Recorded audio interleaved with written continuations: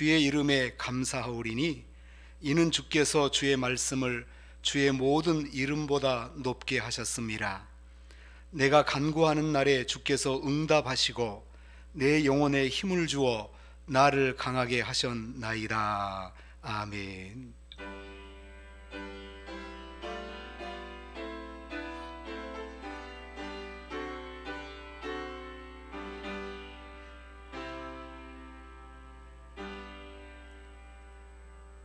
할렐루야. 하나님 아버지 참으로 감사합니다. 이렇게 귀한 수요 오후 예배를 저희들에게 허락하여 주신 것을 감사합니다. 이렇게 주님의 몸된 성소로 나와 예배드리며 또 있는 처소에서 여러 가지 모양으로 하나님 앞에 예배를 드리는 사랑하는 성도들의 예배를 받아 주옵소서. 하나님 아버지, 예배의 처소마다 주의 영광을 나타내시고 한량없는 은혜와 복을 내려 주옵소서. 이 시간 오직 우리 하나님 아버지께만 영광을 돌려드리며 예수님 이름으로 기도하옵나이다. 아멘. 사도신경으로 우리의 신앙을 고백드리겠습니다. 나는 전능하신 아버지 하나님, 천지의 창조주를 믿습니다. 나는 그의 유일하신 아들 우리 주 예수 그리스도를 믿습니다. 그는 성령으로 잉태되어 동정녀 마리아에게서 나시고 본디오 빌라도에게 고난을 받아 십자가에 못 박혀 죽으시고 장사된 지 사흘 만에 죽은 자 가운데서 다시 살아나셨으며 하늘에 오르시어 전능하신 아버지 하나님 우편에 앉아 계시다가 거기로부터 살아있는 자와 죽은 자를 심판하러 오십니다. 나는 성령을 믿으며 거룩한 공교회와 성도의 교제와 죄를 용서받는 것과 몸의 부활과 영생을 믿습니다. 아멘. 찬송가 265장을 드리겠습니다. 265장 찬송입니다.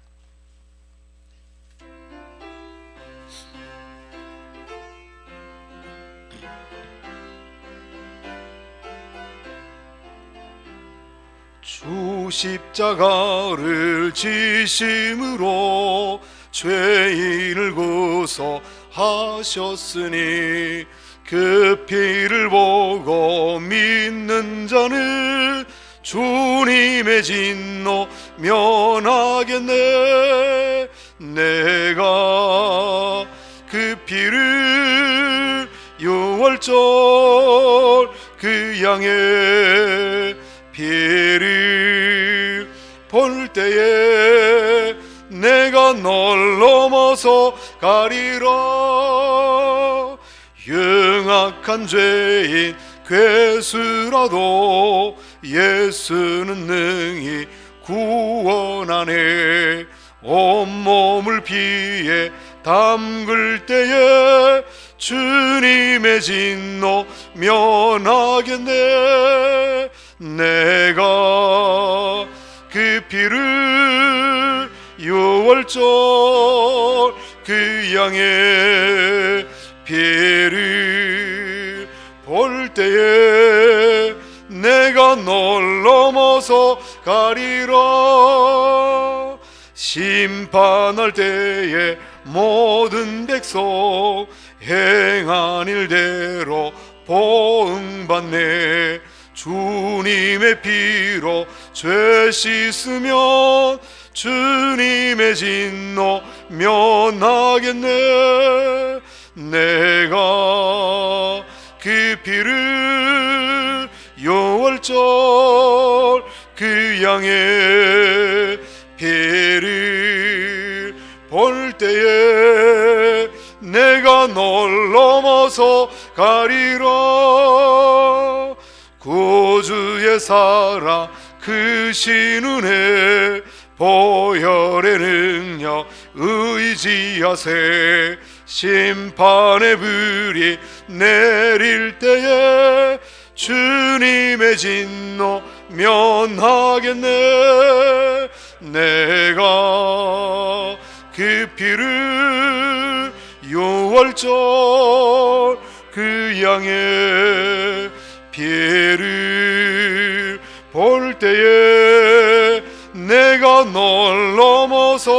가리라. 다 함께 기도를 드리시겠습니다. 할렐루야. 하나님 아버지, 참으로 감사합니다.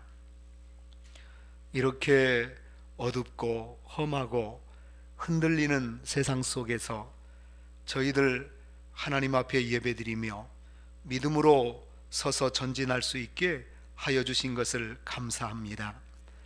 오직 하나님의 은혜요, 우리 하나님께서 저희들을 지극히 사랑하여 주심으로 인하여 이루어지는 일인 줄로 믿사오니 참으로 감사합니다.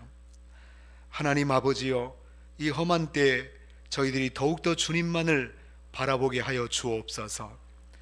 하나님 아버지여, 하지만 저희들 너무나 연약합니다. 참으로 하나님의 영광 가리울 때가 많고 우리의 썩어져가는 구습을 버리지 못하고 아버지여, 그러한 모습으로 설 때가 참 많습니다. 이 시간 이 모든 허물들을 십자가 밑에 내려놓습니다. 십자가는 우리의 능력입니다. 십자가는 우리의 권세입니다. 십자가는 우리의 자유입니다. 십자가는 우리의 속죄입니다.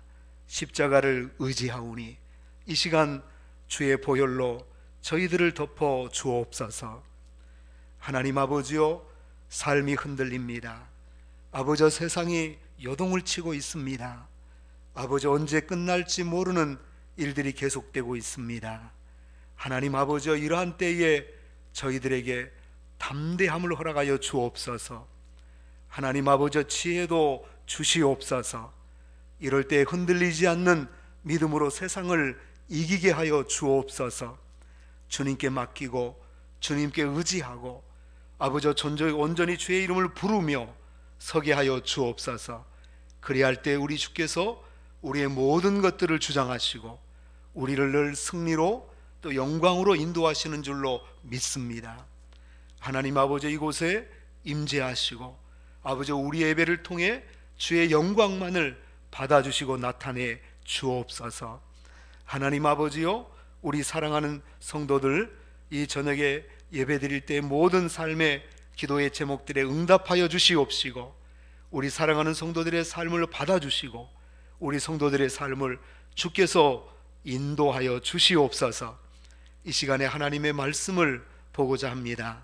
아멘으로 순종하기를 원하오니 지혜와 계시의 성령으로만 이끌어 주시옵소서. 모든 것을 주님께 의지하옵고 예수님 이름으로 기도하옵나이다. 아멘.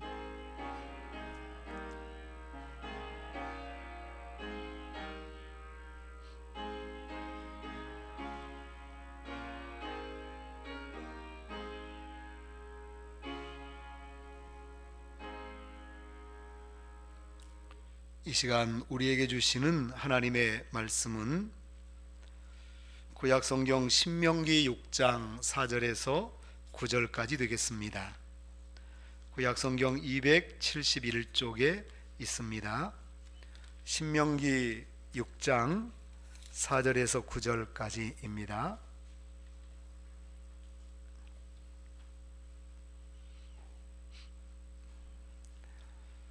찾으셨으면 다 함께 교독을 하시겠습니다. 제가 먼저 4절을 봉독합니다.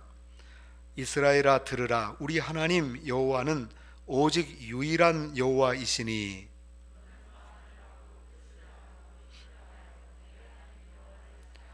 오늘 내가 네게 명하는 이 말씀을 너는 마음에 새기고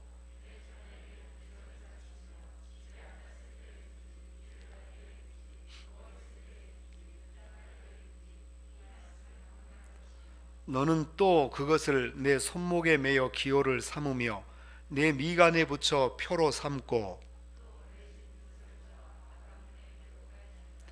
아멘. 거기까지 되겠습니다. 다 함께 우리 같이 하십니다. 그들을 진리로 거룩하게 하옵소서. 아버지의 말씀은 진리니이다. 또 하십니다. 우리를 진리로 거룩하게 하옵소서. 아버지의 말씀은 진리니이다. 아멘. 신명기는 모세가 가나안 땅에 들어가기 직전에 이스라엘 백성들에게 자신의 유언과도 같은 세 편의 설교를 하게 되는데, 바로 그 설교로 이 신명기가 구성되어 있습니다. 1장에서 3장까지는 광야 40년 세월 동안 방황했던 그러한 지나온 시절들을 회상하는 것이고, 4장에서 28장까지는 신앙의 본질에 대해서 율법을 통해서 특별히 십계명을 중심으로 하여 하나님의 말씀을 전하는 것입니다. 그리고 마지막은 29장에서 34장까지인데 바로 온전한 믿음, 또 주님만을 바라보는 믿음을 권면하고 이렇게 권고하는 그러한 말씀을 결단을 촉구하면서 믿음을 버리고 신앙을 배교하는 자가 받을 이 저주를 중심으로 해서 하나님의 말씀을 전하는 것이 마지막 세 번째 설교죠. 오늘 우리가 읽었던 본문의 말씀이 신명기 6장은 모세가 했던 두 번째 설교의 중심에 해당하는 부분입니다. 특별히 우리가 읽은 4절에서 9절까지의 말씀은 유대인들이 전통적으로 쇠마라고 칭하는, 바로 부르는 그러한 성경 말씀의 구절입니다. 들으라 이스라엘아, 이스라엘아 들으라, 이렇게 말씀하시는데 여기서 들으라가 바로 히브리어로 쇠마라고 하죠. 그래서 쇠마는 들으라, 바로 들으라는 하나님의 말씀을 그들은 날마다 암송하면서 자신들의 신앙 고백으로 삼고 살아가는 것이지요. 이 쇠마의 주제는 모세가 신명기 전체를 통해서 전하여주는 그러한 하나님의 말씀의 주제이기도 합니다. 바로 그 주제는 아주 간단하게 표현할 수 있지요. 다 같이 합시다. 여호와를 사랑하라. 이것이 바로 신명기의 대주제입니다. 중심 이 내용이지요. 예수님께서 신약 성경에서는 또 하나의 거기에다가 더하죠. 바로 하나님을 사랑하라. 그리고 둘째도 이와 같으니 뭐라고 하십니까? 내 이웃을 사랑하라고 말씀합니다. 그러니까 하나님의 사랑과 바로 이웃을 사랑하는 것은 이 선지자와 율법의 강령이라고 이렇게 말씀을 하죠. 전에부터 종종 제가 설명을 해드리죠. 강령이라고 하는 뜻, 바로 어부가 이 손에 있는 그물을 던질 때에 그물을 쫙 바다에 이렇게 또 호수에 이렇게 뿔이 이렇게 던지면서 이 끝까지 잡고 있는 자기의 마지막 줄이 있습니다. 그 줄을 그걸 코로 해서 이제 그물이 쫙 나머지로 연결이 되어 있는 것이죠. 바로 그 줄은 절대 놓지 않습니다. 그 줄을 놔버리면 물 밑으로 깔아앉아서 빠져버리니까요. 그래서 그걸 잡고 던지고 이 그물이 밑에 쪽으로 가운데로 모아지면 그물을 그 줄을 당기면 나머지 그물 전체가 딸려 올라오게 되지 않습니까? 바로 그 그물이 연결되어 있는 그 손 잡고 있는 그것을 강령이라고 하는 것입니다. 그러니까 성경은 구약과 신약 통틀어서 바로 이 하나님을 사랑하라와 이웃을 사랑하라는 이 주의 명령이 바로 이 말씀이 이 바로 우리의 모든 성경을 해석하고 또 모든 성경을 이해하는 가장 중요한 키포인트가 되는 것이죠. 그걸로 인해서 다 연결이 되었다고 이 말씀을 하는 것입니다. 그래서 예수님께서는 바로 하나님을 사랑하는 것과 이웃을 사랑하는 것을 바로 율법과 선지자의 강령이라고 이렇게 말씀을 하셨지요. 오늘은 모세가 바로 구약에서 여호와를 사랑하라고 하시는 그러한 말씀으로 전해주는 것입니다. 모세가 전하는 하나님의 말씀은 앞으로 이스라엘 백성들이 가나안 땅에 들어가서 건설하게 될 국가의 정치 제도에 대해서 논하고 있는 것이 아닙니다. 또 부유함과 풍요로움을 맛볼 수 있는 경제 원리에 관해서 이 말씀을 전하고 있는 것도 아닙니다. 또 그 나라의 존속을 위한 군사적인 전략에 대해서 이야기하고 있는 것도 아닙니다. 여러분, 가나안 땅에 들어가면 이스라엘 백성들이 해야 될 일이 얼마나 많겠습니까? 모든 것을 다 해야 되는데, 그러면 산더미 같이 정말로 해야 될 일이 가득한 것입니다. 개인도 마찬가지고 가정도 또 지파도 또 전체 이스라엘도 국가도 마찬가지입니다. 할 일이 산더미 같이 쌓여 있는, 그런데 그것에 대해서 지금 말씀하시는 것이 아니라 가나안 땅에 들어가서 해야 될 일 무엇인가 했더니 여호와를 사랑하라는 것입니다.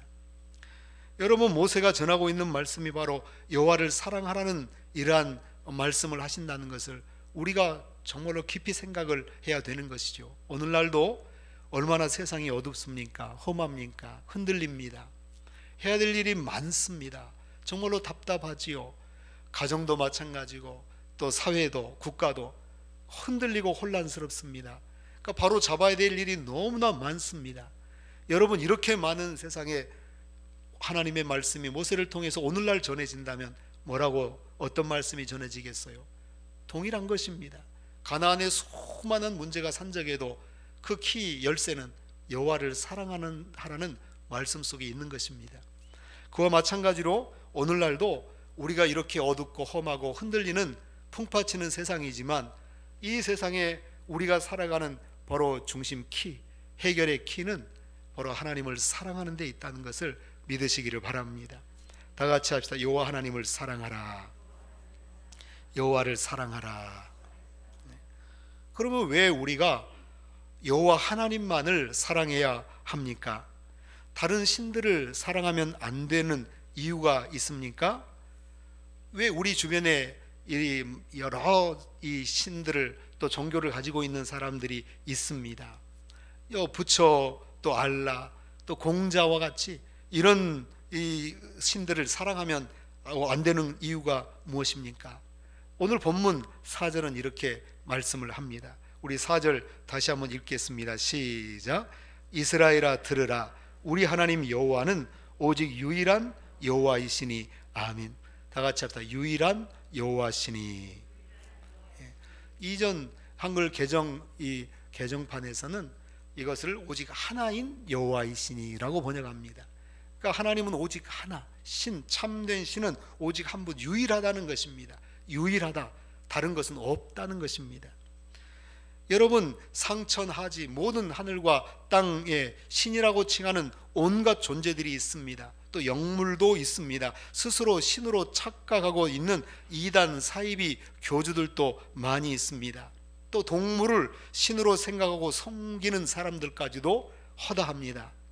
그러나 그 모든 것들은 우상이고 결코 참된 신이 될 수가 없습니다. 오직 여호와 하나님만이 이 세상 모든 만물의 존재의 근원이십니다. 우리의 구원의 근본이십니다. 만복의 근원이 되시는 것이죠. 여러분, 우리 하나님은 유일한 하나님이시라는 것을 믿으시기를 바랍니다. 세상의 모든 우상들은 심판과 저주와 형벌의 근본에 지나지 않습니다. 그러니까 세상의 우상은 바로 심판과 저주와 형벌의 뿌리들인 것입니다. 그 열매는 그 형벌과 심판과 저주밖에 열리지 않는 것이죠. 그렇기 때문에 우리 인간은 오직 여호와 하나님만을 경외하고 진심으로 사랑해야 하는 줄로 믿습니다. 이것이 인간이 지닐 수 있는 최고의 지식이고 지혜이며 본분이라는 것을 믿으시기를 바랍니다. 오늘 그것을 모세를 통해서 하나님께서 말씀해 주시는 것입니다. 그러면 여호와를 사랑하라 라고 하시는데 다 같이 다시 한번 합시다. 여호와를 사랑하라. 그럼 우리가 어떻게 여호와를 사랑할 수가 있겠습니까? 오늘 본문 5절은 이렇게 말씀을 합니다. 5절 다 같이 5절도 읽습니다. 시작. 너는 마음을 다하고 뜻을 다하고 힘을 다하여 내 하나님 여호와를 사랑하라. 아멘. 다 같이 합시다. 마음을 다하고 뜻을 다하고 힘을 다하여. 이 말씀처럼 우리가 하나님을 사랑할 때에는 우리의 지정 의를 총동원해서 사랑해야 한다는 말씀입니다. 우리 사람이 소유하고 있는 전 존재를 총동원해서 하나님을 사랑하라고 하시는 말씀인 것이지요. 지식의 힘이 있으면 그 지식의 힘을 사용하여서 하나님을 사랑하라는 의미입니다. 또 인간이 품고 있는 생각이나 또 가지고 있는 감정이 있다면 그 생각과 감정을 다하여서 하나님을 사랑하라는 말씀입니다. 또 우리 사람이 갖고 있는 영역을 총동원해서 하나님을 사랑하라는 뜻입니다. 하나님은 우리를 복 주셔서 권세와 권력과 재물이 있다고 한다면, 우리가 그런 것을 가지고 있다고 한다면 그것을 총동원해서 하나님을 사랑하라는 그런 말씀입니다. 그러니까 우리의 전부를 통해서 하나님을 사랑하라, 그런 말씀이 되는 것이죠. 바로 이러한 표현을 한자 성경에서는 이런 단어로 사용하죠. 진심으로, 전심으로, 진력하라고 이렇게 표현을 하는 것입니다. 여기서 진력 이런 단어들은 마음을 다 하고 고갈될 때까지 하나님을 사랑하라는 그런 뜻이 되는 것이지요. 그러니까 우리의 모든 것을 다 써서 완전히 소진할 때까지 하나님을 사랑하라는 뜻이 되는 것입니다. 힘을 다 써서 탈진할 때까지 하나님을 사랑하라. 여러분, 하나님은 그렇게 사랑해야 되는 것이죠. 그러니까 우리가 이 세상에서 세상 일을 열심히 하다 보면 어떻게 됩니까? 바로 탈진이 옵니다. 그러니까 번아웃이 되어버리죠. 완전히 탈진돼서 정말로 더 이상 힘을 쓰지 못하고 오히려 우울증까지 오고 그런 일들이 있습니다. 그런데 그렇게 세상에서 일을 하다가 탈진이 오면요, 그것은 사실 우리가 바람직한 것이 되지 못합니다. 그러니까 절대로 우리가 일을 하면서 탈진할 때까지 일하는 자는 사실은 미련한 것이지요. 그런데 우리는 오히려 어떻습니까? 성경은 하나님을 사랑하며 하는 일에 전심을 다해서 탈진하면 그것은 복이라는 겁니다. 상급이 있다는 거죠. 그건 성공적 인생이라고 말씀을 하시는 겁니다. 그렇기 때문에 여기서 마음을 다하여, 힘을 다하여, 뜻을 다하여, 바로 이런 말씀들은 너가 탈진할 때까지 사랑해도 된다는 그런 말씀이 되는 것이죠. 그런데 이러한 말씀들 앞에서는 우리가 살아가다 보면 어떻습니까? 반대인 경우들이 많습니다. 그러니까 세상 일에 막 바빠가지고 정신없이 살다 보면 힘을 다 써가지고 탈진해서 하나님 사랑할 힘이 없습니다. 오히려 우리는 거꾸로 돼야 되는데, 하나님을 사랑하다가 탈진해서 세상 일을 줄이고 세상 일을 잘 못하고 이래야 되는데 거꾸로 됩니다. 세상 일에 탈진하고 하나님 사랑은 못하고, 그게 핑계가 되고 그게 정당한 이유처럼 생각하지만 하나님께서는 하나님을 사랑하라는 것으로 오히려 명령을 하신다는 것, 여러분, 우리는 생각을 해야 됩니다. 하나님께서는 우리에게 굉장히 강력한 사랑과 최고의 사랑을 원하시는 것입니다. 전적인 사랑을 간절히 원하고 계시는 것이죠. 여러분, 그러지 않겠습니까? 하나님께서 우리에게 사랑을 원하시는데, 여러분 지푸라기 사랑이나 또 부스러기 사랑을 하해 주시기를, 하나님을 향한 부스러기 사랑을 하기를 원하시겠습니까? 여러분, 하나님이 어떤 분이신데 우리에게 있어서 저기 쓰레기통에다 집어넣을 만한 그런 사랑을 우리가 하는 것을 원하시겠습니까? 그러지 않습니다. 하나님이 우리를 사랑하시는데도요, 독생자 아들까지 주시는 것입니다. 그러니까 우리 하나님은 전심으로 우리를 사랑하시는 것이죠. 그것이 하나님의 사랑의 방법입니다. 그러면 우리에게 원하시는 사랑도 그런 사랑이지요. 우리가 그런 사랑을 하나님께서 원하신다는 걸 절대로 잊어서는 안 되는 것이죠. 그러니까 우리는 하나님을 사랑하면서 하나님을 위해 온전히 우리의 모든 것을 다 써서 소진하고 탈진하면 그것이 우리에게는 복된 것이고 정당한 것이 된다는 것을 여러분 꼭 기억하시기를 바랍니다. 우리가 여호와 하나님을 어떻게 구체적으로 사랑하는 방법에 대해서 6절에서 9절에 또 말씀을 하여 주시는 것이지요. 모세가 전해주는 하나님의 말씀은 하나님을 사랑하는데, 그 사랑하는 것을 어떻게 하나님을 사랑하느냐, 그렇게 했더니 바로 우리 인간의 뜻과 경험과 이성적인 방법에 의해서 하나님을 사랑하는 것은 옳지 않다는 것입니다. 하나님을 사랑하는 최선의 방법은 하나님께서 우리에게 가르쳐 주신 성경 말씀을 따라서 사랑하는 것입니다. 그러니까 우리의 입장에서 하나님을 사랑한다고 한다면 그 사랑은 정말로 하나님을 사랑하는 것이 아니고 엉뚱한 사랑이 되어버리고 마는 것이지요. 가정에서도 그런 일들이 종종 있지 않습니까? 전에 이 남편이 갑자기 변해서 가정에서 내가 이제 좀 가정에 신경을 써야 되겠다고, 가정 식구들, 그러니까 아내의 일을 좀 도와줘야 되겠다라고 이렇게 얘기를 합니다. 아내를 가정에서 좀 더 구체적으로 내가 사랑하는 방법들을 찾아야 되겠다 그러더니 그 사람이 직장에서 돌아와서요, 이 미국에서 그랬다고 그러죠. 잔디깎기 기계를 가지고 잔디를 깎으러 나가더라는 것입니다. 그리고 나서는 자기는 부인을 엄청나게 사랑하고 가족들을 위해 사랑하고 자기는 최선을 다해서 사랑했다고 얘기를 한다는 것이죠. 하지만 가정에서 아내가 원하는 것은 다른 것입니다. 남편이 나가서 잔디 깎고 들어오는 게 아니라 같이 함께 이렇게 이 집안의 일도 좀 도와주시고 또 함께 식사를 같이 하고 또 함께 얘기도 하고 그런 것을 원하는 것인데 그러지 않고 자기 방식대로 지금 사랑을 하는 것이죠. 그러니 자기는 분명히 넘치도록 사랑을 했는데요, 받은 사람은 별로 없습니다. 아내는 별로 자기는 사랑받지 못했다고 얘기를 하는 것이죠. 우리는 서로 이렇게 자기가 원하는 바를 늘 하다 보니까 내 방식대로 하다 보니까 그것이 옳지 않고 틀릴 때가 많은 것이죠. 하나님과 우리 관계에도 동일합니다. 제가 종종 한번 예를 드는 것이 무엇입니까? 우리가 집에 애완동물들을 키우죠. 강아지들을 또 키우시는 분들이 많습니다. 그런데 강아지들을 좋아하고 사랑하다 보니까 강아지를 이렇게 키우려고 하는데 어떻게 키웁니까? 강아지 성대 수술을 해서 아파트에서 키워야 됩니다. 자꾸 짖는다고 또 옆에 민원들이 들어가니까 데리고 살려면 성대 수술해서 짖지 못하게 하고 키우는 그런 강아지들이 많이 있지요. 여러분, 강아지 입장에서는 본다면 어떻겠습니까? 강아지가 사랑을 받은 것일까요? 강아지는 자기가 할 수 있는 일이 짖는 일인데 그것을 통째로 뺏어버렸으니, 성대 수술을 해버렸으니 어떻게 정말로 강아지의 객권이라는 것, 우리가 인격이 아니라 객격이 없어져 버렸습니다. 바로 객권 자체가 흔들려 버리고 없어지게 되는 것이지요.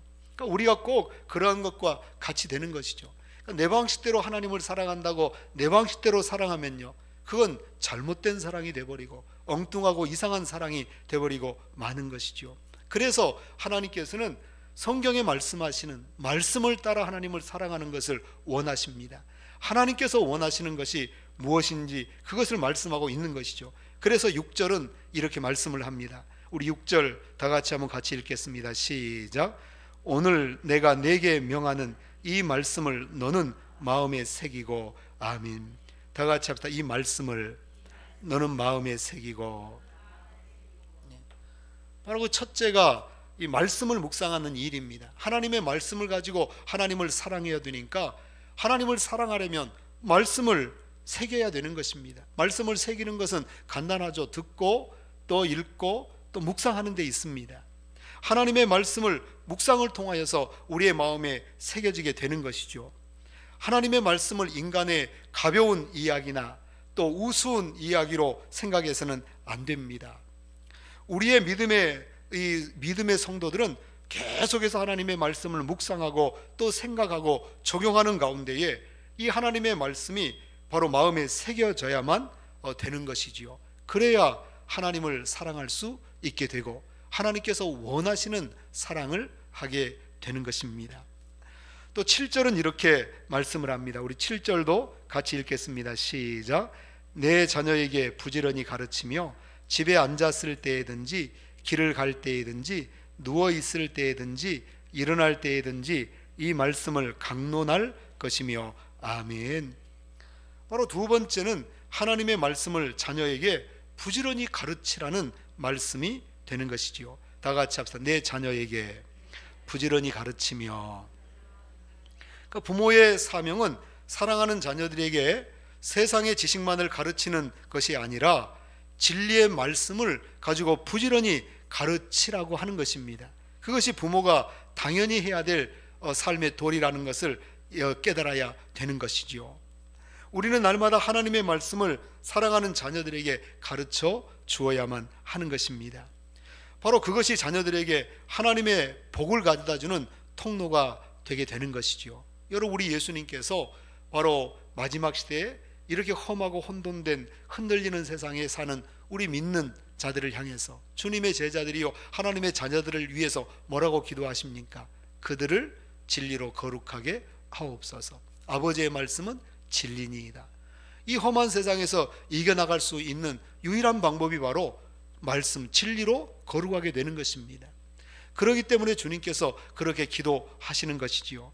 그러려면 자녀들에게 부지런히 가르쳐서 바로 그 말씀으로 하나님을 사랑하는 삶을 살도록 하게 해야 된다는 것이지요. 어려서부터 하나님의 말씀으로 올바르게 자란 아이는 늙어서도 하나님의 법도를 떠나지 않는다는 것입니다. 또 7절의 하반절은 이렇게 말씀을 하시는 것이죠. 다 같이 합시다. 집에 앉았을 때든지 길을 갈 때든지 누워있을 때든지 일어날 때든지 이 말씀을 강론할 것이며. 아멘. 세 번째는 하나님의 말씀을 자녀에게 강론하라고 말씀을 하여 주십니다. 우리는 자녀들에게 하나님의 말씀을 쉽게 풀어서 설명을 해야 하는 것이죠. 설명을 해줘야 됩니다. 여러분, 성경을 강론하는 일은 결코 쉬운 일이 아닙니다.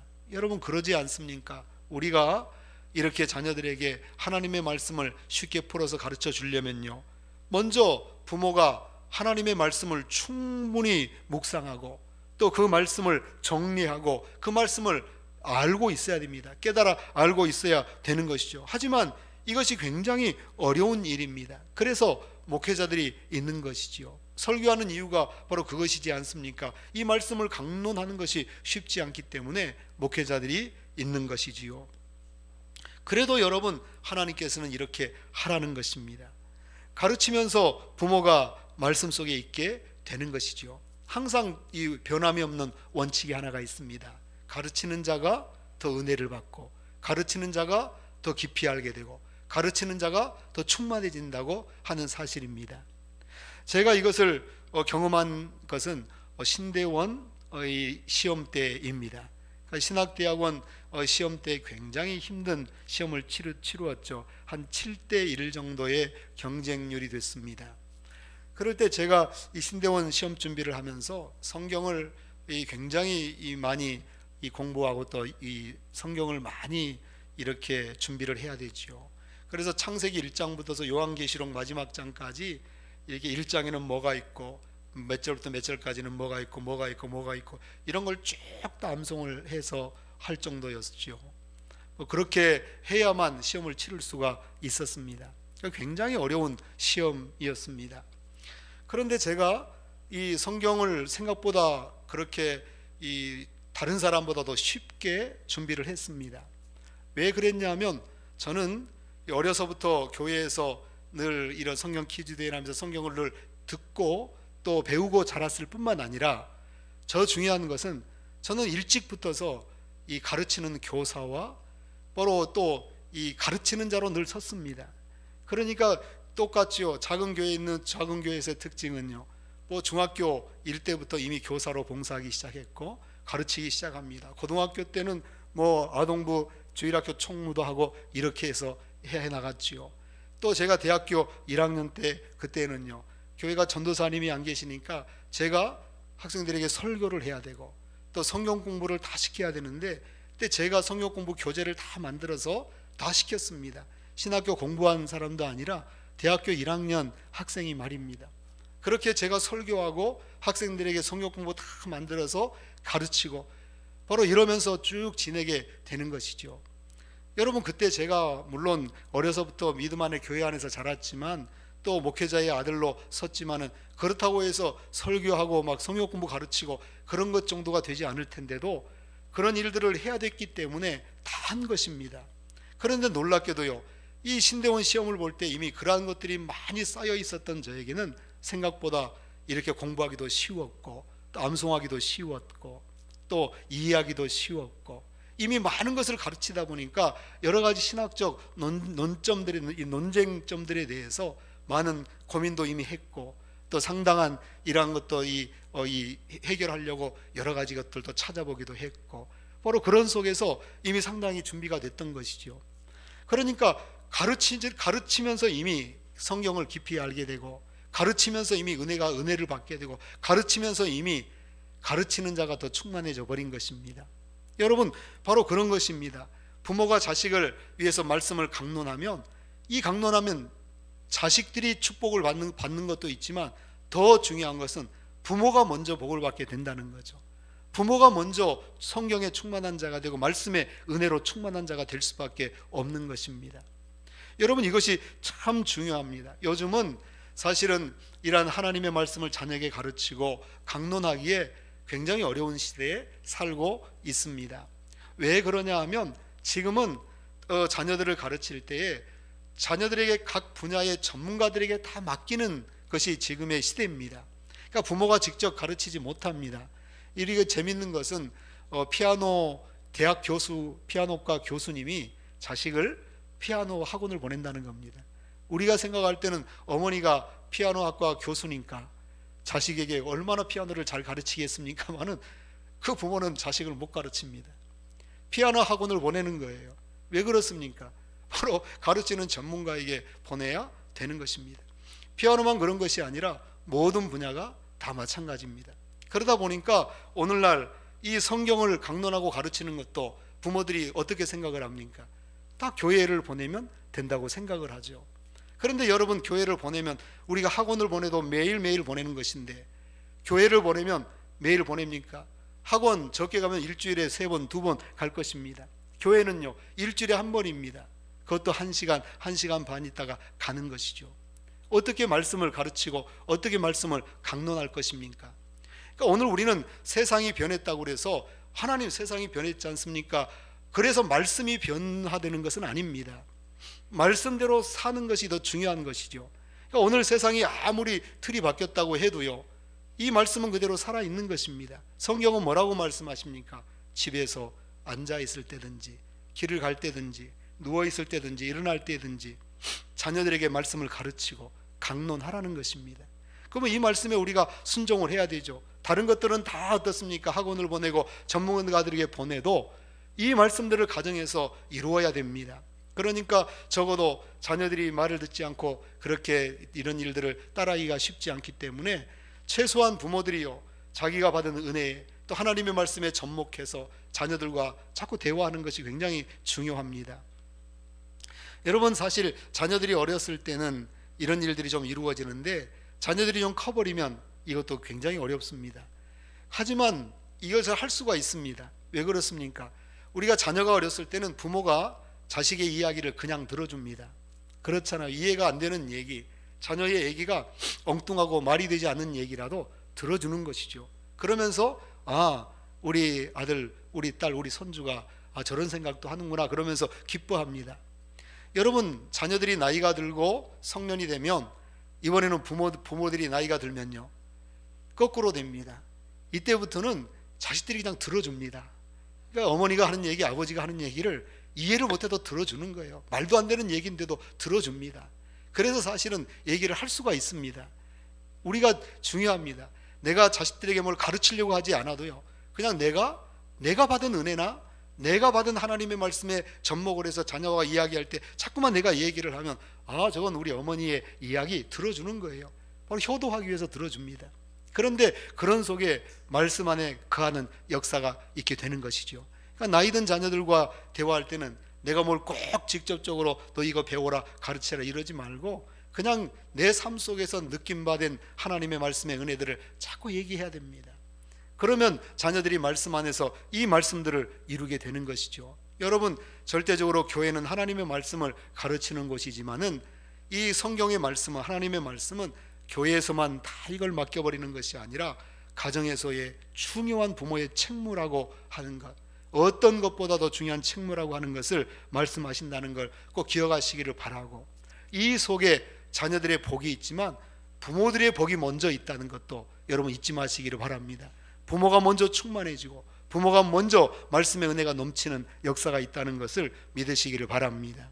또 8절 9절은 이렇게 말씀을 합니다. 다 같이 8절 9절도 같이 읽습니다. 시작. 너는 또 그것을 내 손목에 매어 기호를 삼으며 내 미간에 붙여 표로 삼고 또 내 집 문설주와 바깥문에 기록할지니라. 아멘. 네 번째는 하나님의 말씀을 가까이 하라는 겁니다. 자주자주 읽으라고 하시는 것이죠. 그래서 유대인들은 이 쇠마의 말씀을 오늘날에도 하나님의 이 쇠마의 말씀을 조그만 종이에다가 이 기록해서 인쇄를 해서 그것을 뚫뚫 말아 조그만 이런 이 상자에다가 넣어서 항상 보관하고 다닙니다. 이마에다가 가서 이렇게 붙이고 아예 이렇게 두르고 다니죠. 그래서 앞에 이마에 이런 게 하나가 달려 있게 됩니다. 그래서 여러분 이스라엘을 성지순례 가시면 종종 이 바리새인들 앞에다가 이마에 이게 붙이고 다니는 것을 여러분들이 까맣게 붙이고 다니는 걸 볼 수 있습니다. 그 속에 이 말씀이 들어 있습니다. 또 손목에도 이 말씀을 해서 메어 있습니다. 손목에도 메고 다닙니다. 또 이 집에 가면 문설주에 옆에 걸어놓기도 하죠. 붙여놓습니다. 걸어놓습니다. 그러니까 항상 그 자체가 항상 몸에 가지고 다니고 하지고 이 자체가 무엇입니까? 하나님의 말씀은 늘 가까이 해야 되는 것입니다. 늘 자주 대하고 읽어야 되는 것이죠. 그래야 바로 하나님을 사랑할 수 있게 됩니다. 올바르게 바로 하나님께서 원하시는 대로 하나님을 사랑할 수 있게 되는 것이지요. 전에 어떤 성도님을 이렇게 후딱 성경을 들고 다니는 성도라 이런 말이 있었습니다. 이 후딱 성경이 뭐겠습니까, 여러분? 뭐 새로운 이 번역 성경이 하나 나왔을까요? 후딱 성경이라고. 새로운 번역 성경이 아니고 하도 집에서 성경을 읽지 않으니까 먼지가 뽀얗게 뿌여 쌓여 있는 것을 교회에 나오기 전에 바로 그걸 가지고 나오려고 그걸 짚고요. 보니까 먼지가 쌓여서 후 불고 탁 이렇게 했다 그래서 후탁 성경이라고 한답니다. 여러분, 우리 성도들이 후탁 성경을 들고 다니면 되겠습니까? 그러다 보면 하나님을 올바로 사랑하지 않고 항상 내 식대로 내 방식대로 하나님을 사랑합니다. 나는 사랑했다고 그러는데 하나님은 너는 나를 사랑하지 않았다고 자꾸 말씀을 하시는 것이죠. 이런 일들이 생기는 것입니다. 여러분, 말씀을 가까이 하지 않고서 하나님을 사랑하는 것은 불가능합니다. 정말로 어려운 일인 것이지요. 말씀을 늘 가까이 하여야 하나님을 사랑할 수 있다는 것을 믿으시기를 바랍니다. 그러니 여러분, 늘 말씀을 늘 가까이 하시는 그런 여러분들이 되시기를 주의 이름으로 축복합니다. 물론 요즘은 이제 교회에다가 성경을 비치해 놓고 하기 때문에 후탁 성경을 가지고 다니신 분들은 별로 없습니다만 일주일에 한 번씩 와서 집어가지고 예배드리는 성경 보는 그런 또 성도들이 생기니까 다른 용어를 만들어야 될 것 같습니다. 하여튼 그것이 아니라 늘 하나님의 말씀을 가까이 하는 것이 하나님을 사랑하는 데 결정적이라는 것을 이 말씀하신다는 것을 잊지 말아야 합니다. 또 오늘 우리가 이런 본문에 이어서 뒤에 나오는 구절들은 우리가 여호와 하나님을 사랑하는 일에 있어서 지극히 조심해야 될 것 세 가지가 있다고 말씀을 하여 주시는 거죠. 그러니까 경고의 말씀입니다. 우리가 하나님을 사랑하지 못하게 되는 그러한 경고, 바로 그러한 조심해야 될 것을 말씀을 하시는데, 바로 본문 이 오늘 말씀 신명기 6장 이 11절 12절은 이렇게 말씀을 합니다. 11절 12절 우리 같이 한번 읽겠습니다. 11절 12절 시작. 내가 채우지 아니한 아름다운 물건이 가득한 집을 얻게 하시며 내가 파지 아니한 우물을 차지하게 하시며 내가 심지 아니한 포도원과 감람나무를 차지하게 하사 내게 배불리 먹게 하실 때에 너는 조심하여 너를 애굽 땅 종되었던 집에서 인도하여 내신 여호와를 잊지 말고. 아멘. 이스라엘 백성들은 꿈에 그리던 가나안 땅에 들어가게 됩니다. 들어가서 거기에서 집도 얻게 되는 것입니다. 땅도 얻게 될 것입니다. 우물도 얻게 될 것입니다. 그리고 넓은 포도원도 풍성한 감람나무도 많이 얻게 될 것입니다. 그러나 그 성읍은 이스라엘 백성들이 직접 건축하지 않은 것입니다. 이미 가나안 땅에 있던 것이죠. 뭐 집도 노력하지 않습니다. 조금만 고쳐서 자기들이 또 필요한 대로 증축해서 사용하면 됩니다. 우물도 자신들이 땀 흘려 판 것이 아닙니다. 있는 것 가지고 사용하는 것이죠. 포도원과 감람나무도 그들이 수고해서 만든 것이 아닙니다. 바로 그 땅에다가 이제 그들이 포도를 다시금요 이 추가로 자기들이 할 것만 재배를 하면 되는 것이죠. 바로 그들은 거저 얻는 것과 마찬가지가 되는 것입니다. 여러분, 거저 얻는 것이지만 그럼에도 하나님께서 이스라엘 백성들을 복을 주심으로 이스라엘 백성들이 그렇게 수고하며 노력하지 않아도 얼마든지 이스라엘 백성들의 소유가 되어버리는 역사가 일어나게 되죠. 그게 바로 가나안 정복 전쟁 아니겠습니까? 이처럼 많은 물질의 복을 받게 된다는 것입니다. 여러분, 그런데 물질의 복을 누리게 되는데 거기에 하나님께서 주의할 것이 있다는 겁니다. 바로 무엇입니까? 바로 배부르고 등이 따뜻해지면 사람들은 하나님을 너무나도 쉽게 멀리한다는 사실입니다.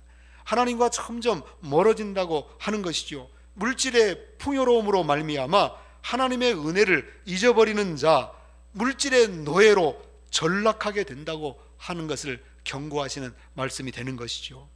하나님을 우리 마음의 중심에 모시고 항상 살아야 하는데, 우리 마음 중심에 하나님이 들어가 있는 것이 아니라 물질이 들어가 있고, 여러분 재물이 들어가 있고, 세상에 잡신이 자리를 잡고 있다면 그 사람은 하나님의 자녀가 아니라 세상 우상의 종이 되고 세상 물질의 종이 되어서 비참한 삶을 살게 되는 것입니다. 하나님께서는 그것을 경고하는 것이지요. 그렇기 때문에 12절은 이렇게 명령하시는 것입니다. 다 같이 하십시다. 여호와를 잊지 말고, 여호와를 잊지 말고. 한 번 더 하면 여호와를 잊지 말고. 또 13절은 이렇게 말씀하시죠. 13절도 우리 같이 다시 한번 읽겠습니다. 13절 시작. 내 하나님 여호와를 경외하며 그를 섬기며 그의 이름으로 맹세할 것이니라. 아멘.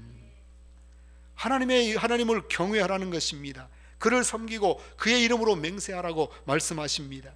물질은 우리가 하나님의 영광을 위해 쓰라고 있는 것입니다. 여러분, 우리 성도들 가운데는 이 물질의 노예가 되어서 하나님을 멀리하는 그런 어리석은 사람이 없기를 바랍니다. 우리 은진교회는 그런 사람들이 한 사람도 없기를 바랍니다. 물질적 풍요가 너희들의 신앙에 굉장히 조심해야 될 것이라고 하나님께서 말씀하신다는 것. 그 물질을 하나님께서 주시지만 주의하여서 받으라는 것입니다. 그리고서 오늘 14절은 이렇게 또 주의할 점 두 번째로 경고하죠. 14절 말씀 다 같이 읽습니다. 시작. 너희는 다른 신들 곧 내 사면에 있는 백성의 신들을 따르지 말라. 아멘. 두 번째 경고하는 것, 바로 조심해야 될 적은 우상 숭배입니다. 이스라엘 백성들이 들어가서 살 가나안 땅에는 7 족속이 살고 있었습니다. 이 가나안 7 족속은 하나님을 섬기는 사람들이 아닙니다. 그들이 섬기는 우상 정말로 많았습니다. 바알도 있고 대표적으로 아세라 상도 있습니다. 여러분, 실로 다양한 여러 가지 각기각색의 각양각색의 우상들이 있었고 그 우상들을 섬겼습니다. 몰렉과 같은 신도 섬겼고요. 하나님께서는 그 이방인들이 믿는 우상을 섬기지 말라고 말씀하여 주시는 것입니다. 여러분, 이 우상들은 하나님이 미워하시는 악한 영들입니다. 하나님의 질투를 유발하는 존재들이지요. 하나님의 질투는 거룩한 질투입니다. 하나님의 질투는 정당한 질투입니다. 거룩하신 하나님은 우리 사람의 마음속에 세상의 잡신이나 악한 우상들이 들어와서 하나님의 영광을 가로채 갈 때 그것을 허락하지 않으시는 것입니다. 그 우상들을 다 밖으로 밀어 쫓아내 버리시는 분이십니다. 여러분, 예수님께서 성전에서 왜 돈의 바꾸는 환장산들의 상을 엎고 여러분 그 안에 있는 모든 짐승들을 내쫓으셨던 이유가 무엇입니까? 예수님이 폭력적인 분이셨습니까? 아닌데도 불구하고 성전 청결을 2번이나 하십니다. 여러분, 유일하게 예수님이 폭력적 성향이 됐던 데는 성전에서의 2번입니다. 왜 그렇습니까? 바로 그 속에서 그 재물의 우상이 되어 있기 때문이죠. 성전에서 물질이 우상이 되어 있었기 때문에 그것으로 하나님의 영광을 가로채게 할 수는 없는 것입니다. 그래서 쫓아내시는 것이죠. 이러한 하나님의 질투의 결과는 참으로 무서운 것입니다. 그래서 15절에 그것에 대해서 말씀을 하여 주시는 것이죠. 15절 다 같이 한번 같이 읽겠습니다. 시작. 너희 중에 계신 너희의 하나님 여호와는 질투하시는 하나님이신즉 너희의 하나님 여호와께서 내게 진노하사 너를 지면에서 멸절시키실까 두려워하노라. 아멘. 다 같이 합시다. 너를 지면에서 멸절시키실까 두려워하노라. 다시 합시다. 하나님께서 너게 진노하사 너를 지면에서 멸절시키실까 두려워하노라. 아멘. 멸절입니다. 아예 끊어버리시겠답니다. 아예 영원한 멸망으로 보내버리시겠다는 것입니다. 여러분, 사라지게 해버리시겠다는 것이죠. 바로 어떤 사람들을요, 우상으로 인해 하나님의 영광을 가로채게 하는 모든 것들을 이루는 사람들을 그렇게 멸절시키겠다는 것입니다. 여러분, 그렇기 때문에 우리 하나님의 백성들은 우상을 멀리 해야 되는 것입니다. 이 하나님의 두려운 질투의 결과들이 있다는 것을 믿는 자들은 알아야 됩니다. 절대로 우상 숭배를 우리가 해서는 안 되는 것이지요. 여러분, 지금 우리나라의 우리의 삶도 그렇습니다. 우리가 살아가는 이 세상은 기독교인들만 사는 것이 아닙니다. 수많은 종교, 사입이든 뭐가 됐든 온갖 신들을 섬기는 사람들이 가득한 것입니다. 여러분, 이런 세상 속에서 우리는 이 하나님의 여호와만을 사랑하라고 하는 이 말씀들을 절대로 잊지 말아야 합니다. 그러한 세상이지만 세상의 그 우상들을 따라가면 안 된다는 거죠. 그러면 하나님께서 멸절시키셔야겠다고 말씀을 하시는 것입니다. 그러니까 가나안 땅에 들어가면 7족속이 이미 많은 우상들을 섬기고 있지만 그 문화에 젖지 말라는 것입니다. 여러분, 그리스도인들이 오늘날도 이 세상의 문화에 젖어서는 안 되는 것입니다. 특별히 우리나라에 있어서는 이 여러 우상들이 있게 되지만 불교가 큰 우상이고요. 그 다음에 불교보다 더 깨트리기 어려운 종교가요, 유교입니다. 이건 종교이자 사상이 되는 것이죠. 그래서 이게 참 어렵습니다. 유교는 조상신을 숭배하는 종교죠. 돌아가신 조상을 섬기기 위해 지극정성으로 음식을 차려놓고 절하며 섬기는 것입니다. 조상을 잘 섬겨야 집안에 복을 받고 가정에 복이 온다고, 축복이 온다고 많은 사람들은 믿고 있는 것입니다. 그러나 우리 그리스도인들은 분명히 정리해야 합니다. 육신을 떠난 영혼이 이 세상에 다시 내려올 수 없다는 것입니다. 살아생전에 그 사람의 믿음으로 인해서 예수님을 믿은 사람은 천국으로 가는 것이고, 또 믿지 않고 죽은 사람은 영원한 지옥 형벌로 떨어진다는 것입니다. 천국과 지옥에 있는 영혼은 어떠한 경우에도 이 세상에 자기들이 스스로 올 수 없습니다. 이것이 성경이 말씀하는 것입니다. 여러분, 그렇기 때문에 이방인이 제사하는 것은 단지 귀신에게 하는 행위일 뿐입니다. 따라서 성경은 이방인의 제사는 하나님의 복을 가져다 주는 것이 아니라 도리어 하나님의 진노를 가져오는 것이라고 말씀하고 있는 것이지요. 다 같이 한번 하십시다. 바로 여호와께서 너게 진노하사 너를 지면에서 멸절시키실까 두려워하노라. 아멘. 바로 우상 숭배를 절대로 조심해야 될 두 번째라고 말씀하시고, 그리고 세 번째, 이 가나안에 들어가서 조심해야 될 것, 바로 세 번째가 16절에 나옵니다. 다 같이 16절 다 같이 한번 같이 읽겠습니다. 시작. 너희가 마사에서 시험한 것 같이 너희의 하나님 여호와를 시험하지 말고. 아멘. 세 번째 경고, 조심해야 될 것은 하나님을 시험하는 일입니다. 여러분, 여기에서는 마사라고 하고 무리바라고 하기도 한다고 말씀하고 르비딤이라고 이곳은 부르기도 합니다. 바로 그곳에서 이루어진 사건이지요. 출애굽한 이스라엘 백성들이 이곳에 와서 모세를 향해서 원망을 했습니다. 모세 때문에 이곳까지 와서 이제는 물이 없어서 목말라 죽게 되었다고 모든 이스라엘 백성들이 불평하며 원망을 정말로 극심하게 했던 것이지요. 심지어 일부 사람들은 하나님이 세워주셨던 바로 모세를 향해서 돌을 던져 죽이려고까지 했습니다. 그러니까 모세는 자칫하면요, 돌에 맞아서 이 르비딤에서, 마사에서, 바로 이 무리바에서 죽을 뻔한 것입니다. 이때 하나님께서 모세에게 말씀을 하시죠. 너는 호렙산 반석에 서서 반석을 치라. 그리하면 반석이 갈라지고 그 안에서 생수가 터져 나올 것이다 라고 말씀을 하십니다. 그래서 모세는 하나님의 명령대로 순종해서 반석을 쳤습니다. 그리고 그 속에서 시원한 생수가 강물처럼 솟아져 나왔죠. 그리고 모든 이스라엘 백성들이 흡족하게 생수를 마시게 되었습니다. 바로 그곳에서 하나님과 이스라엘 백성들이 다투었다고 해서 그 이름을 다투었다라는 뜻의 마사라고 불렀습니다. 그런데 문제는 이스라엘 백성의 목이 말라서 생긴 문제가 아니라는 것이죠. 출애굽기 17장 7절을 보시면 그가 그곳 이름을 마사라 또는 무리바라 불렀으니 이는 이스라엘 자손이 다투었으며 또는 그들이 여호와를 시험하여 이르기를 여호와께서 우리 중에 계신가 아닌가 하였습니다라 라고 말씀을 하고 있는 것입니다. 그러니까 이스라엘 백성들에게 있어서 진짜 문제는 목말라 죽을 것 같은 상황이 아니었습니다. 너무너무 힘들고 어려운 환경이 아니었습니다. 바로 그 환경 때문에 갖게 된 의심하는 불신앙이 문제였습니다. 그러니까 진짜 문제는 바로 의심한 것이죠. 하나님이 우리와 함께 계시는가? 우리가 지금 믿음을 제대로 갖고 있는가? 아니면 지금 우리에게 믿음이 있는가 없는가? 하나님께서 계시는가 안 계신가? 이렇게 우리가 살아가도 되는가? 온갖 믿음의 신앙의 의심들이 일어났다는 것입니다. 그것 때문에 벌어진 일이라고 성경은 말씀을 하시는 것입니다. 바로 그 무리바에서 마사에서 이루어졌던 이 의심의 신앙, 이 하나님을 시험했던 이런 일들이 가나안에 들어가서 다시 있으면 안 된다고 지금 말씀을 하시는 것입니다.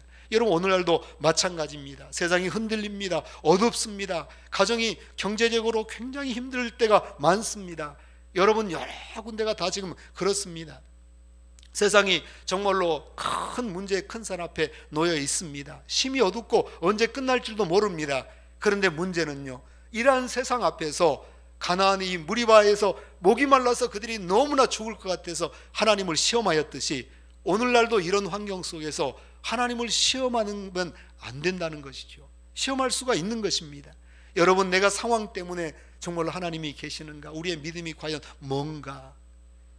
정말로 믿음에 나온 우리의 삶의 결과가 이건가? 라고 한 거 온갖 하나님에 대한 의심이 나타난다는 거죠. 이것은 매우 중요한 것입니다. 여러분, 성경에서 보면은 우리가 하나님께서 생각외로 굉장히 크게 생각하는 것이 있는가 하면, 또 생각외로 우리가 생각할 때는 엄청난 일인데 하나님 앞에서 매우 작은 일처럼 여겨지는 것들이 있습니다. 그것이 무엇입니까? 여러분, 우리가 생각할 때 엄청난 일인데 하나님 앞에서 너무 쉽게 용서가 되는 것. 예를 들면 다윗이 밧세바와 간음을 합니다. 그리고요, 우리아의 밧세바의 남편인 우리아 장군을 죽게 만들죠. 바로 암몬에서 바로 이 죽게 만듭니다. 여러분, 엄청난 사건이 벌어진 겁니다. 엄청난 일이 벌어졌습니다. 그런데 놀랍게도 다윗이 눈물로 회개 한번 하자 하나님께서 다 용서해 버리십니다. 참 놀라운 이야기입니다. 뭔가 세상이 뒤집어져야 되는데 안 그렇습니다. 그런데 놀랍게도 여러분 한번 생각해 보십시오. 또 모세가 이 르비딤에서, 이 무리바에서 어떻습니까? 반석에 물을 2번을 내리칩니다. 그 결과 모세는 가나안에 들어가지 못했습니다. 여러분, 이스라엘부터 그렇게 애굽에서부터 그 40년을 고생하면서 이끌어 왔는데 눈앞에 두고 가나안에 들어가지 못합니다. 2번 내리쳤다고 말입니다. 우리가 생각할 때는 어떻습니까? 아이고, 2번 내리칠 수도 있지. 열받으면 자기가 지금 예민해서 2번 내리칠 수도 있지. 그건 아무것도 아닌 일 같습니다. 그런데 놀랍게도 그 일은 엄청난 일이 됐습니다. 모세가 가나안에 들어가지 못했으니까요. 그러니까 성경에 보면 이렇게 아무것도 아닌 일 같은데 엄청나게 여기는 것이 있고, 또 굉장히 큰 문제인 것 같은데 너무나 쉽게 사실은 용서되는 것도 있습니다.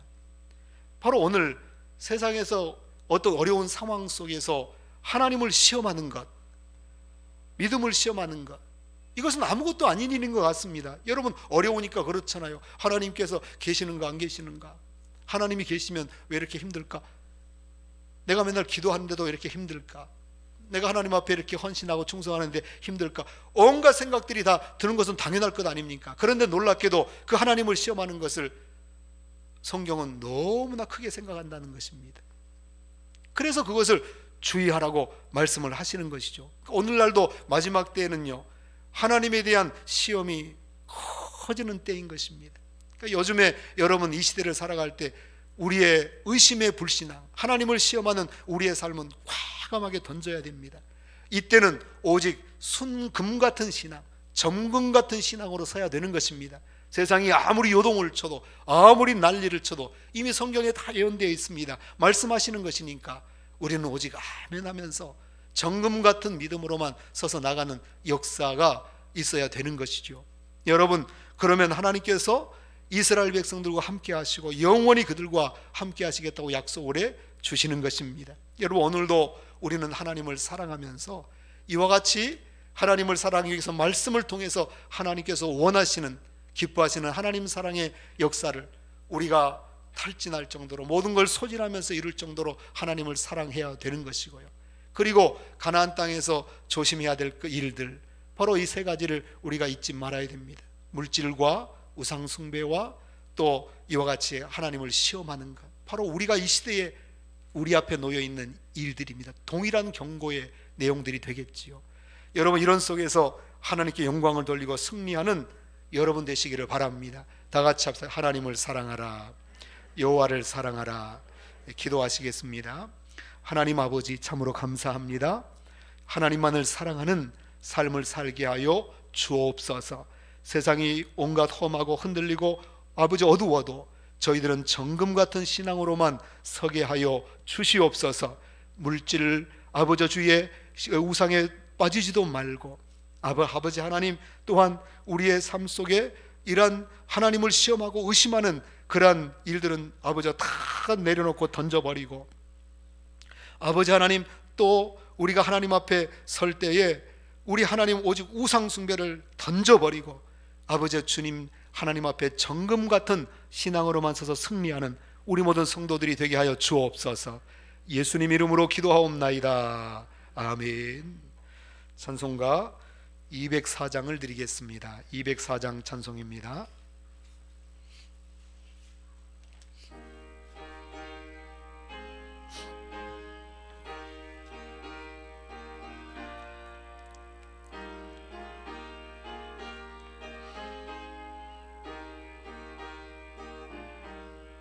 주의 말씀 듣고서 준행하는 자는 반석 위에 터닫고 집을 지은 같아. 비가 오고 물나며 바람 부딪혀도 반석 위에 세운 집 무너지지 않네.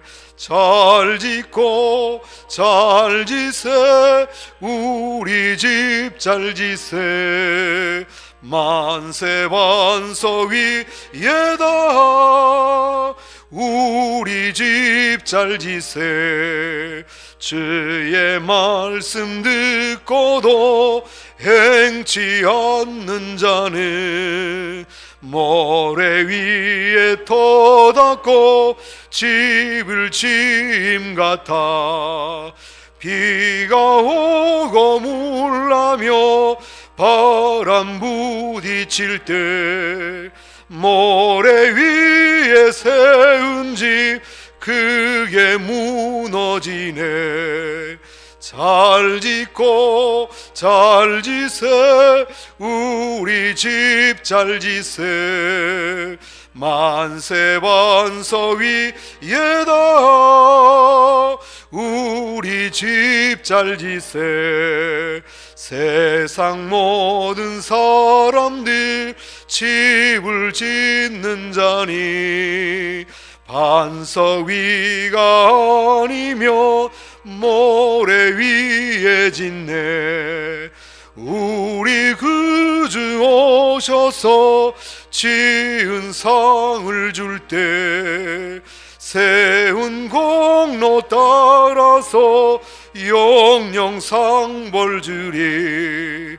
잘 짓고 잘 지세, 우리 집 잘 지세.